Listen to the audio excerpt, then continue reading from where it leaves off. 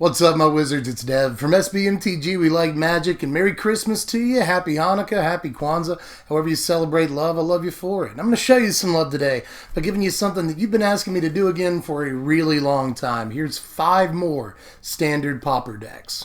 FYI, by the by, in case I look like slightly or even very tired during this video, it's because I've actually already recorded this video once. I was doing this thing where I was like sitting next to the tree and it was all warm and nice for the holidays, but for whatever reason the audio decided not to work, and I spent an hour trying to get it to work, and that was a no-go. So here I am, 4 o'clock in the morning, re-recording this video for you guys because I love you. So make sure you show me some love by clicking the like button or subscribing if you haven't done that yet. But in any case, let's go ahead and talk about some of these decks. The first deck we're going to look at is a monocolored deck, but it's not a base aggro deck at all. This is a really synergy-driven deck that's a lot of fun to play. Here's Mono Red Artifacts.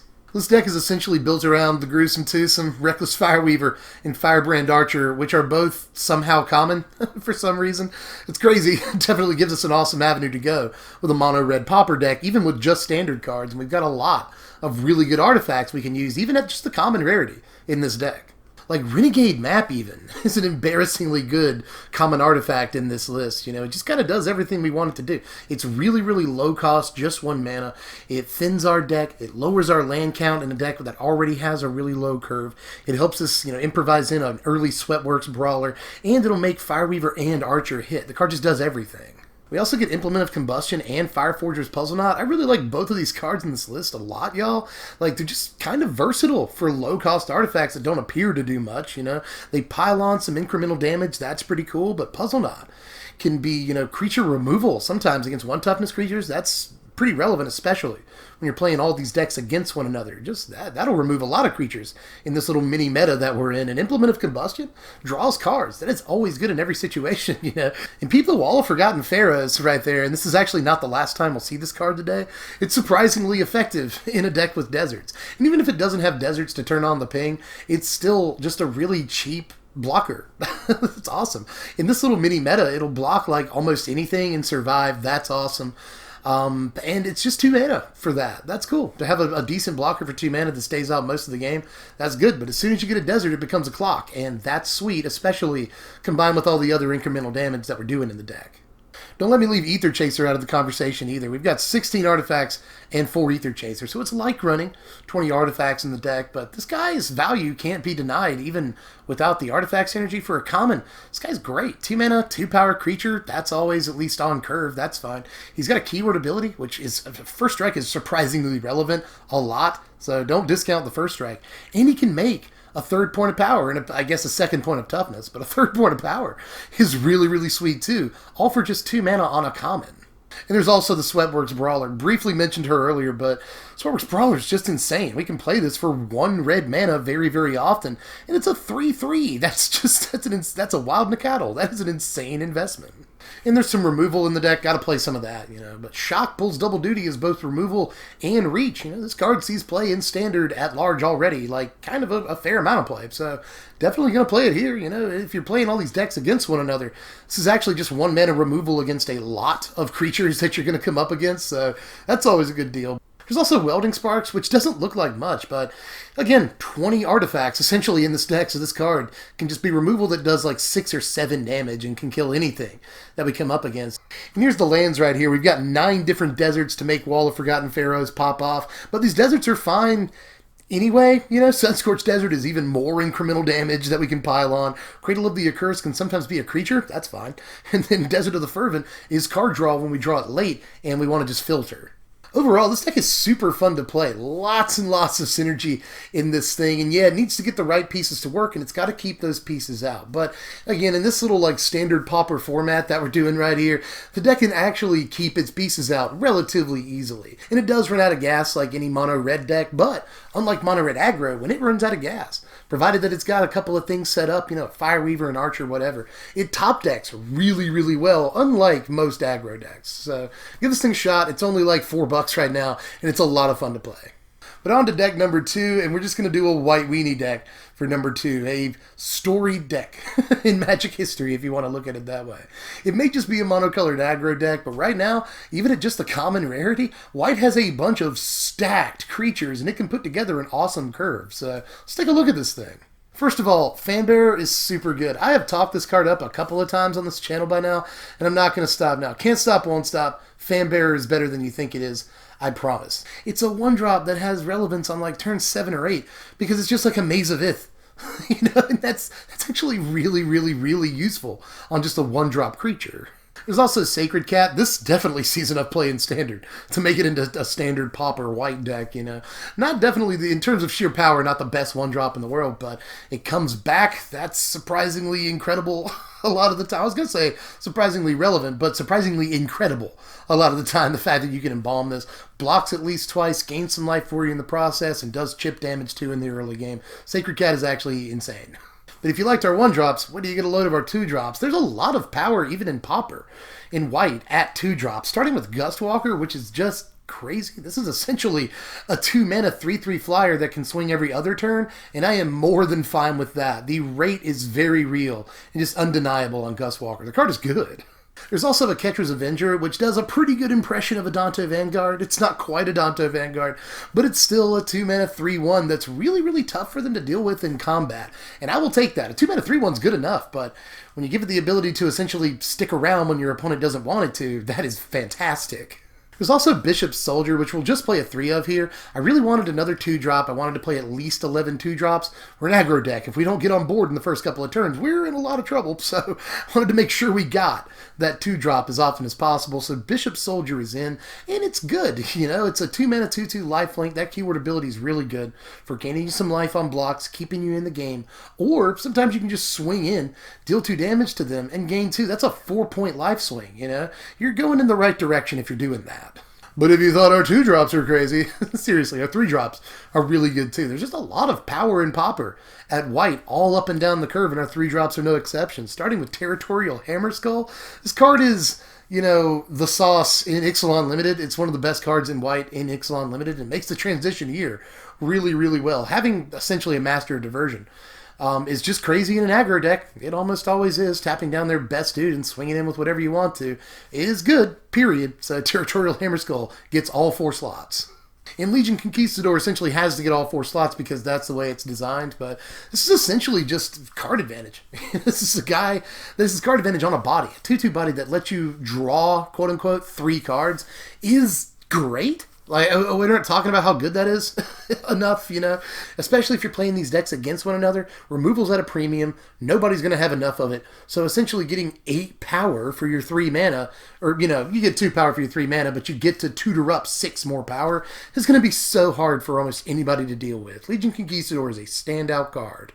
We've also got Paladin of the Bloodstained in there. This is another really good card in Ixalan Limited that a lot of people didn't know was going to be such a good card in Ixalan Limited. And it makes the transition here, It's a 4-drop, and we're not playing too many lands. So I'm only going to play a couple of copies of it, but it does put 2 bodies on the board, and that's always good. As far as spells, though, we've got a couple of Cartouche of Soldarity. I started with 4, but honestly, I don't want to go all out. The playset I don't think is necessary, but there's a lot of value on a 1-drop here. That's hard to deny. And we've got 3 copies of Vampire Zeal. Freaking crazy combat trick. Even if you're not using it on a vampire, this is a fine combat trick to deal a couple of extra damage to our opponent, or maybe, win a combat situation that we weren't supposed to win. Just +2/+2 is often enough to keep your creature and kill their guy. And finally, Caught in the Brights. We just need some removal, and I think this is the best in the format. There is compulsory rest, but I don't want to give our opponent the ability to draw or to gain any life against an aggro deck, which is what we are. So even though compulsory rest just costs 2, and it's pretty good, I think Caught in the Brights is worth paying the extra mana for. And here's the bright side of a monocolored aggro deck. You don't have to go too crazy with the mana base. We're just going to play 22 planes and call it a day. We don't have to get any fancier than that.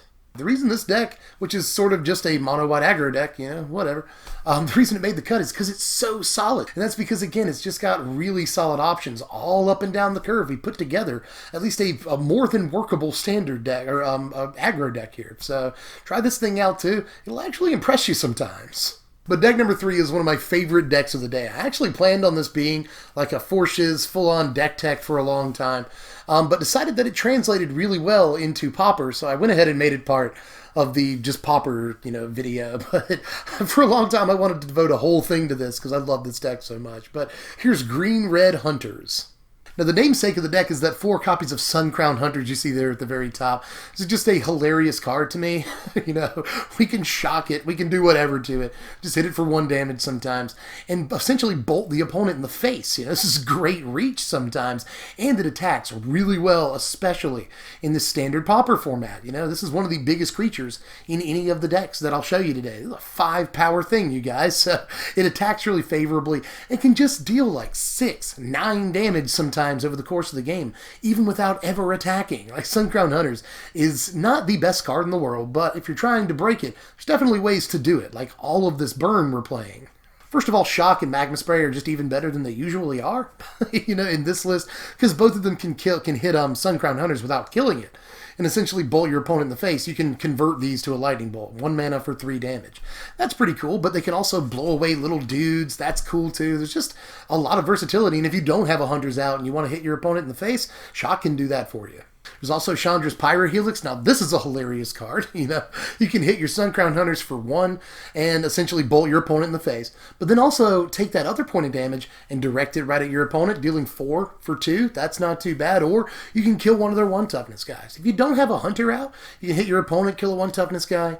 You can also just kill 2 1 toughness guys, which will be relevant occasionally. Like against that deck I just showed you. You know, this can be a 2 for 1, sometimes sort of often. So, you know, this just does a lot in this deck and is hilarious with Suncrown Hunters. So we'll play a playset. We've even got Pounce in this deck, which I will play over Prey Upon. I'll pay the extra mana for instant speed. I really, really want to just completely take our opponent by surprise on their turn by hitting them with Pounce. You know, kill one of your dudes, hit you for 3 to the dome. That's just fantastic for just 2 mana. And it's even more removal. That's cool too. Now, I'm playing Open Fire. You see that here. Obviously, you don't have to hit your Hunters with Open Fire. You can just deal 3 to your opponent's face with the Open Fire. So, there's that. You know, we're sort of a burn deck at the end of the day, too. We've just got Hunters in there to convert our smaller burn into larger burn, and also have a 5-power dude to swing with. But I'm playing Open Fire here. You could just cheat, sort of, and play Lightning Strike, because Lightning Strike was a common in M15 and Pharaohs, if I'm not mistaken. But I'm going by the rules here. In Ixalli Standard, it's an uncommon, so I'm playing Open Fire instead, but feel free to play Lightning Strike if you want to. It's a obviously way better card. Also note the 2 Crash the Ramparts, which I kind of want there to be more Crash the Ramparts.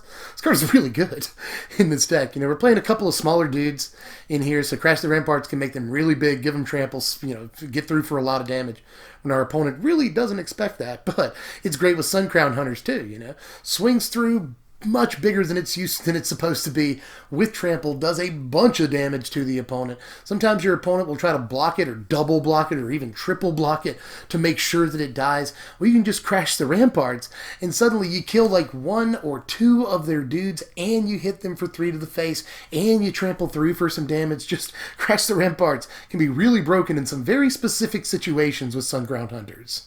Now, I mentioned a second ago that we're playing some small guys in the deck. We've only got 12 creatures in all in this deck, but these Explorer dudes are very important, even though they look slightly out of place, but they just do so much. They put a body on the ground that we can block with in the early game to make sure we get to that 6 mana. Suncrown Hunters cost 6 mana, so there's a reason that we got to play some bodies. You know, we got to get to that late game, and these will block for us. We've also got, obviously, like, a lot of the cards that we can burn Suncrown Hunters with also double as removal that help us get into the late game. I like that little bit of synergy about the deck, but these bodies help us get there too. And against slow starts and naked boards, they can swing in for damage sometimes too, especially if Ixalli's Diviner gets the +1/+1 counter. You know, it can block very well and sometimes even attack. But these also sort of scry for us, helping us get to Suncrown Hunter faster. They get us lands when we need to, you know, that'll help us get that 6 mana for Suncrown. There's so much to say about these little Explorer dudes in the deck. They look out of place, but they're vital. And finally, there's that Commune with Dinosaurs. This is one of the best cards in the deck. Again, we got to get to 6 lands. It's imperative that we get to 6 lands. So for just 1 mana, we can nearly guarantee that we find a land in the top 5 cards. Or if we're looking for a Suncrown Hunters, it essentially helps us get our win condition, like our big sort of combo piece, if that's what you call it. We dig 5 cards in for just 1 mana to find the most important card in the deck. So Commune with Dinosaurs is, again, just one of the best cards we could possibly play in this list. We'll do all 4. Now, the land base doesn't have to be too complicated here, but I do have a couple of these common deserts just so I can cycle really, really late. You know, I don't really want to draw dead lands when we have 6 lands already. So if it's turn 9 and we draw one of these, no harm, no foul, we can cycle it away, try to get a burn spell or a hunters if we don't already have it. So there's that. But we've also got Timber Gorge. Do note that all of the, you know, common tap land, dual land things are essentially in Amonkhet for all intents and purposes. You can't get them in booster packs, but I think they're part of the Deck Builders Toolkit, if I'm not mistaken. Correct me if I'm wrong. But they are officially, technically, in Amonkhet, so they are available to play in Standard Pauper, which is really important for multicolored decks. I've already spoiled that I'm in love with this deck. You know, and it's like a slightly fragile deck, you know. You have to have Suncrown Hunters before we can really do what we're trying to do, and that takes until at least turn 6. But the deck has a lot of ways of getting to turn 6, you know, and getting all the mana. We got Explore Dudes, we got Commune with Dinosaurs to get both the lands and our important dinosaur. So, you know, the deck isn't as fragile as it looks. It's got some stuff in there that essentially aids the combo. You know, like Commune with Dinosaurs is really good about that. We got the Explore Dudes, we got the cycling lands when we need them, you know. So this is sort of kind of a synergy-driven combo deck that has to have a 6-mana piece in play in order to work. So with that in mind, I think Standard Pauper is the perfect place for a deck like this. Deck number 4 is the other monocolored aggro deck that we're doing. This deck was also a little bit too good to give up, and I had so much fun playing this deck. This is a fun deck, so let me show it to you. Here's mono black aggro. Now, black has some pretty desirable 1-drops at just the common rarity. You know, Blightkeeper is a 1/1 flyer. I'll take that for a common, and we won't always get to all of that mana to where we can sacrifice it and, you know, make them lose a little bit of life. But sometimes we will. You know, again, this is Standard Pauper we're talking about. You're just playing all these decks against one another. It is not uncommon to get into the very late game against an opponent. So Blightkeeper sometimes can make the difference and deal that last little bit of damage for you. But it'll get in like 3-4 more points of chip damage throughout a game, especially considering there's really not much flying when you're playing these decks against one another. There's also Night Market Lookout, which is kind of a 2-power 1-drop. We'll take that. When it attacks, it's going to deal at least 1 damage guaranteed. That's pretty sweet. And sometimes it'll get through for the second point too. So, you know, essentially a 2-power 1-drop we'll take. That's great that that's common. We'll play that every day. And Skittering Heartstopper doesn't look like much, but you know, this is a beast in Ixalli Limited because little Death Touch dudes are always beasts in Limited. And even though it's not naturally Death Touch, just paying the 1 mana for it, we'll do that. That's fine. That's a good investment. And little Death Touch guys are always great. And we've got a lot of Death Touch in this deck. I don't know if you noticed. But also Aether Poisoner. That's a Death Touch creature. Might just be a small guy, but it can create more power toughness when we need it to. That's pretty cool. It can create little artifact dudes. The artifact synergy is somewhat relevant in the deck because of Dund Operative, which is our other Death Touch creature. There's a lot of good Death Touch stuff in this deck. And even though we don't have to play a butt ton of artifacts to really make Operative work, Aether Poisoner is at least technically 4 artifacts for Operative, and both creatures will end up having Death Touch, and that's pretty intimidating. Creatures with Death Touch are much better than a lot of people give them credit for. Defiant Salvager is another reason to play at least a smattering of artifacts in the deck. You know, we don't have like too many or anything, but we got some artifacts, and Defiant Salvager is good with them because when we don't need him anymore, we can just sacrifice artifacts to him, make him bigger. And Defiant Salvager can sometimes be the best creature in the deck. You can only use his ability as a sorcery, which kind of sucks when compared to Nantuko Husk, but nonetheless, he will occasionally get to like 5/5 or 6/6 in some games and just be the biggest creature that we can play. Defiant Salvager is also kind of good with Supernatural Stamina sometimes. Like there's the trick where you can Supernatural Stamina a guy, sacrifice him to Defiant Salvager, and what you've really done there is essentially paid 1 mana for a +1/+1 counter on Defiant Salvager. So that's kind of cool, but Supernatural Stamina is good for every other reason too. This is the Black Blossoming Defense. I've called it that before. Not going to back off now. The card is ridiculous, and it repeats enter the battlefield triggers and stuff. You know, Aether Poisoner has one of those. We get a couple extra energy, so that's kind of cool, you know. I just really, really like Supernatural Stamina an awful lot. This thing is bonkers all the time. Crazy combat trick that helps us get through for extra damage sometimes, or, you know, kill a guy that we would have chump blocked. Instead, we get to kill their guy and keep our dude. That kind of swing is actually kind of a blowout. There's also the Rush of Vitality. This is kind of just a 5th combat trick that's unfair, you know, just 1+1/+0, indestructible and lifelink leads to crazy blowouts all of the time. As far as those artifacts, we're going to play some equipments first to bolster our little aggro guys. You know, we've got a bunch of small dudes in this deck, so let's make them a little bit bigger with cards like Prying Blade, first of all. They do get a +1/+0 boost, which is kind of cool, you know, but the card is only 1 mana, and it can create more mana for us. It can kind of ramp us. That's cool. It puts, like, artifacts into play that we can just sacrifice to Defiant Salvager and make him bigger. Lots of reasons to play Prying Blade, and, again, just a little boost count sometimes, too. We've also got Cobbled Wings. And even though there's some flying creatures in the deck, most of the creatures obviously don't fly, so Cobbled Wings can be very good just for getting through damage sometimes. But speaking of flying, there's Sky Skiff right there. Every creature in the deck can crew this. When Night Market Lookout crews it, you get extra damage out of it. That's cool. And there's a 2-mana 2/3 flyer. That's a heck of a deal right there, too. And it's an artifact for Dund Operative. I just really like this. You know, it's not Smuggler's Copter or anything, but still, you know, a 2-mana 2/3 flyer with synergy in the deck is, yeah, that's more than good enough. And just to have some removal, we'll play 4 copies of Die Young, which kills a lot of stuff, but this is a little bit more versatile in the deck than it looks. Not only does this kill creatures, but it can be extra energy for Aether Poisoner. You know, this can essentially just be 2 mana to make a 1/1 servo. That's sometimes relevant, at least. And sometimes we can just use the energy from it, or use the energy from Aether Poisoner to make a bigger Die Young. That's cool, too. And here's the mana base, just 21 Swamp, you know, it's a really, really, really low curve in this deck. And again, we don't have to get too fancy, just basics will do. Now this deck hits pretty hard and pretty fast, but it does run out of gas relatively quickly. You'll be out of cards in hand turn 5, turn 6, a lot of games. And the deck doesn't top deck super well, but it hits fast. You know, we got a lot of 1-drops, fair amount of 2-drops in the deck too, and we can get through for damage. You know, we've got Sky Skiff that flies, Blightkeeper flies, we've got some combat tricks that boost, you know, we've got Cobbled Wings to get through our non-flyers. So the deck does get through for combat damage pretty easily, giving it at least a decent long game. And in the very long game, you've got Blightkeeper to deal that last few points of damage too. But finally, we made it to deck number 5, the Control deck, and I know that some of you have probably been hype about this since you first heard me like tease it at the beginning of the video. Sorry it took so long to get to it, but this might be sort of the best of these 5 decks, you know? This deck is a workable, honest-to-God, standard Pauper Control deck. We can actually do that and pull it off. Well, first of all, like any Control deck, we gotta have some counter magic in here. Essence Scatter is great creature removal, essentially. That really keeps people off our back in the early game, especially when we're on the play. But the card is still relevant on turn 7 a lot. You know, if they top deck a creature against you, they're going to want to play it. So, you know, Essence Scatter is almost never dead.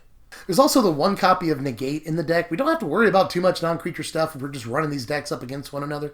But there are a couple of things we need to watch out for, but I think just 1 copy of Negate is in order here because we've also got Cancel to counter important non-creature spells. And I know it's not the best thing ever. You know, it's not Disallow, but it is a 3-cents version of Disallow, so we'll definitely take it. It's a hard counter, and we need that. It'll counter literally anything that we run across if we're just, you know, running these decks up against one another. But another thing that Control decks need is removal, and we've got a fair amount of that too. We're going to start with 4 copies of Die Young. Even though this is a sorcery, I don't usually like that in Control decks. It's still a way to get early game creatures off our back. In the late game, it's just 2 mana, so we can, you know, cast this, kill a dude, and still have a bunch of mana open. So that's pretty cool. This just, you know, we need an early, just 2 mana piece of removal, and Die Young is a little bit better than you might think. At 3 mana, we've got Vanquish the Weak. This is also better than it looks, and this is instant speed this time. For just 3 mana, this kills almost anything in this like mini meta that you're looking at if you're playing these decks against one another. This kills 90% of the stuff that you'll run up against. And Torment of Venom is another card that's like pretty alright compared to what I expected of it, at least, you know. This will always kill a guy for 4 mana at instant speed, and it'll at least do something else. You know, 4 mana instant speed removal in this standard Pauper format is not too shabby already, but considering that it'll at least do something else, whether it bolts the opponent in the face, makes him discard, or God forbid, makes him sacrifice a creature. All of those things are extremely relevant, so we'll take that second effect too, but mostly we just want a instant speed piece of removal that's nearly guaranteed to kill a creature. There's also the 2 copies of Final Reward, which is an extremely discount version of Vraska's Contempt in this deck. You know, the thing about Contempt is that it's really good against Ramanap Red. You know, it kills Hazaret cleanly if you're on the play and gains you some life back. So one could argue that this is just...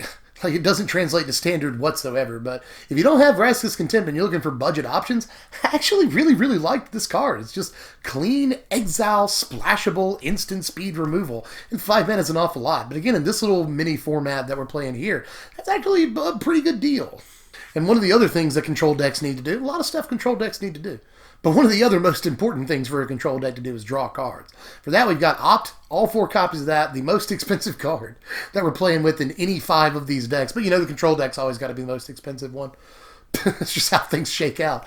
Opt is only like 50 cents, I think, on TCG Player right now, but that does make it a pretty expensive piece in the context of all 5 of these decks. But it is definitely worth it. A great, great card, no doubt. There's also Hieroglyphic Illumination, which is straight up card advantage in the late game. You know, even starting as early, sort of, as turn 4, we can play this at the end of our opponent's turn. Go ahead and get some card advantage. And, you know, if we're searching for removal or a counter spell while something's still on the stack, this can just cycle away for 1 and help us dig a little bit deeper in the deck. Hieroglyphic Illumination is great. This is where it gets a little bit weird because Control needs to play some finishers. We really don't have good options in either blue or black. But we are, you know, we're trying to do what we can with our options here. We've got Wall of Forgotten Pharaohs. And like I said earlier, the very first deck, it's not much of a clock, but we will take a clock. A clock is a clock. So, you know, especially once you get multiple copies of it out, it's a really fast clock too. So, and, you know, a control deck needs this too. It's a body that's early. We can play it as early as turn 2 if we want to. And it blocks all game in this little format too. And Striped Riverwinder is the other finishing piece we went with here. It doesn't look like much, but it does have hexproof and it's 5/5. That's the biggest creature in any of these decks today. The biggest creature in the entire format, as far as these decks go, is a 5/5, you know, and this is actually just like the poorest man Sphinx of the Final Word. You know, it doesn't fly, but it is a 7 mana, 5 power hexproof guy, and in a control deck that can finish games very quickly, so I guess we'll take it. This deck also has the most advanced mana base of any deck that we'll look at today. But again, control, you got to have a funky mana base. All 4 Evolving Wilds. I just really like Evolving Wilds. It's essentially a fetch land, and fetch lands are like some of the best lands in Magic history. It's just that this puts the land in play tapped, and yeah, that makes it 1,000 times worse, but it's still a fetch land. These common deserts, we don't care if we have to play them turn 1, sometimes even turn 2, we don't really care about having to play them. But we can cycle them away in the late game, and that's great. That's more card draw for our control deck. And we have to play some deserts anyway to make Wall of the Forgotten Pharaohs actually be a win condition. So if we have to play deserts, if we're forced into it, you know, we could do worse. We essentially can draw cards off of these and still tap Wall, so that's fine. Try this deck out if you're just starting out. This is a pretty good jumping off point for blue-black control. So, and the same is true of a lot of these decks that we showed you today. You know, like Mono White Aggro is a good jumping off point for the Vampire Monument deck. Same thing with Mono Black Aggro. There's an actual real Mono Black Aggro standard deck right now that's only around $100. So building the Mono Black Aggro deck I showed you here, good jumping off point to that deck. So, and again, even if you buy all 4 or 5 of these decks, that's only $20. And if you were interested in buying 1 or 2 of these decks, or even all 5 of them, it's not much of an investment, and I'll give you a super easy way to do it. I'll give you links to all 5 of these deck lists down there in the description box. Make sure you check that out. And all 5 of them will take you over to TCG Player. They help sponsor my content, and they are the cheapest place that you can buy any of these decks online right now. A lot of these cards are under 3 cents. Some of these cards are literally a penny on TCG Player, so make sure you check out those links. Help them out, helps me out too. But anyway, I think I'm actually tapped out for this one. Remember, I did a lot of work on this one because I love you guys, so make sure you like it and sub if you're new, or if you just haven't gotten around to doing that yet. It would mean a lot. We've just hit 70,000. Thank you so much. That's a lot of people. That is so much people. So many people. But we're trying to hit 75 and then even 100,000. I want that stupid play button so bad, so make sure you subscribe if you haven't done that yet. It would really mean a lot to me. You can follow me on Twitter at SBMTGDev. Do that if you haven't done that yet, and if you want to, you can kick me as little as $1 on patreon.com/SBMTG. And if you do that, I'll let you know what decks and stuff we're doing the next day. I'll hold 24 hours in advance. But anyway, I'm pretty sure I'm officially tapped out for this. I finally get to edit this video at 5:15 in the morning, I think it is. Anyway, love you guys. So make sure you show me some love. Put a comment down there, like the video, whatever you do. Give me a shout out. And I'll catch you cats later. I'm Dev from The Place. Thanks for watching, my wizards. And remember, not just because it's Christmas, not just because it's the holidays. Spread love, be kind. 365 days a year. Happy holidays, my wizards.